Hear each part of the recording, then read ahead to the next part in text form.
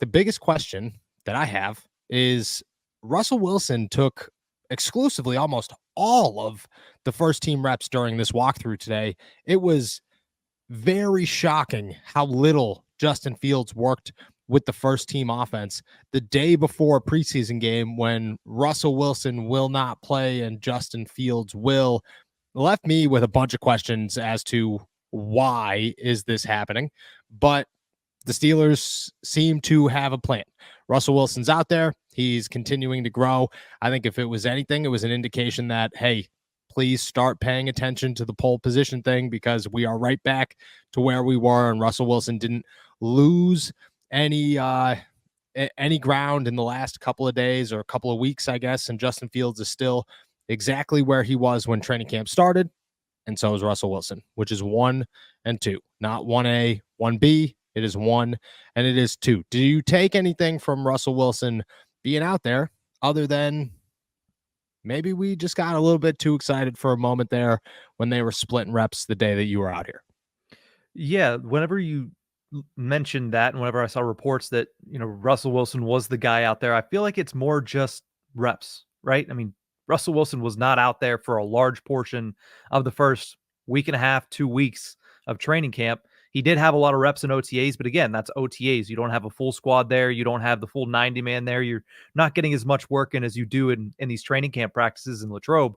So that to me was, hey, Justin is going to get his opportunity tomorrow. Russ, if he doesn't, he's not playing tomorrow. So he's going to have 2 days off automatically the next 2 days. You need to get him some reps so he gets the bulk majority today simply because he's just not had a lot of reps so far in training camp. That's the way I was looking at it, at least.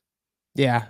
I agree with that. I agree with that. I think that it was a slow progression and it'll continue to build. So let me ask this. I mean, we're going to dive into Justin Fields a lot tomorrow. We don't want to get too heavy into the Justin Fields talk today.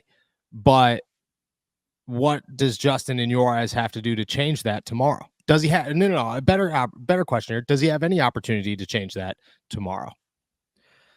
Again, we talked about it yesterday. I think tomorrow is an opportunity for him to build that track record for himself. There's no way Yeah. he's going to surpass Russell Wilson in a game that Russell Wilson's not playing in. So it'll be an opportunity for him to build a track record. It'll be an opportunity for him to build kind of a case for himself more as he's been doing the last couple of weeks. We know tomorrow means a little bit more than a practice does. But again, it's building that case to eventually see where they can go between 1A, 1B, 2, 1, whatever you want to split it. Right now, it's Russell Wilson, and Justin Fields needs to continue just making his case, and tomorrow is a big opportunity to do that.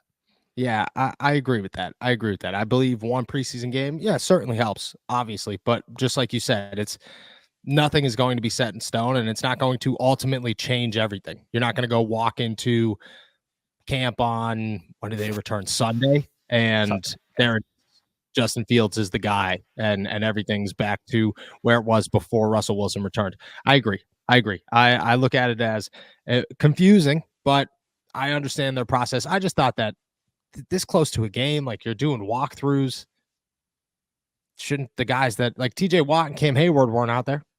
Why is Justin Fields or why isn't Justin Fields? Made a little bit of sense or was a little bit confusing, but it is what it is.